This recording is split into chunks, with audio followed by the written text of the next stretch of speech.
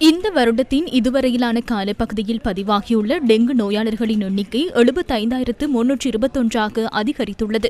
இந்த மாதத்தின் கடந்த 18 நாட்களில் மாத்திரம் 19,943 டெங்கு நோயாளர்கள் பதிவாகியுள்ளனர். டெங்கு காரணமாக 53 பேர் உயிரிழந்துள்ளதுடன் அவர்களில் 70% பெண்கள் என சுகாதார பிரிவினர் சுட்டிக்காட்டுகின்றனர். இலங்கை முழுவதும் நாம் சேகரித்த இரத்த மாதிரிகளின் பிரகாரம் டெங்கு வைரஸின் 2ஆம் வகை DNV2 என்ற வைரஸ் வகையே பெருமளவில் பரவி வருகின்றது. இதற்கு எதிரான நோய் எதிர்ப்பு சக்தி மக்களிடம் குறைவாக காணப்படுகின்றது. இதனால் நோய் தொற்றுக்குள்ளாகும் சாத்தியக்கூறு அதிகமாகும். கடந்த வருடமும் டெங்கு 3ஆம் வகை வைரஸ் தொற்றி ஒருவருக்கு இந்த வருடம் டெங்கு 2ஆம் வகை தொற்று ஏற்படலாம். அவ்வாறு ஏற்பட்டால் கடந்த முறையை விட இம்முறை ஏற்படும் டெங்கு நோய் தீவிரமான நிலை எட்டக்கூடும்.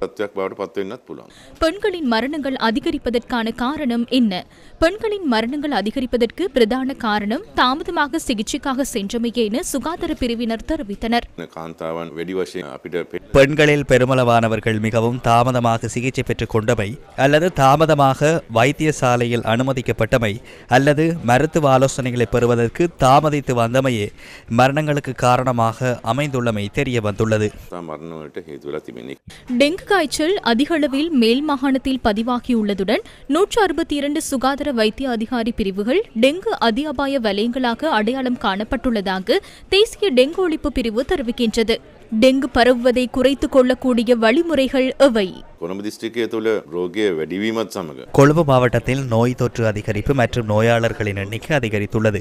கொழும்புக்கு வரும் ஆரோக்கியமான நபர்களும் டெங்கு நோய்க்குள்ளாகி தங்களது மாவட்டங்களுக்கு அல்லது நகரங்களுக்கு செல்கின்றனர். அப்போது இது மேலும் பரவக்கூடிய ஒரு நிலைமை ஏற்படும். மேல் மாகாணத்தில் காணப்படும் நிலைமையை எம்மால் குறைத்துக் கொள்ள முடியுமாயின் நோய் தாக்கத்துக்குள்ளாகும் மனிதர்களுக்கு ஏற்படும் அசௌகரியங்களை குறைத்துக் கொள்ள முடியும்.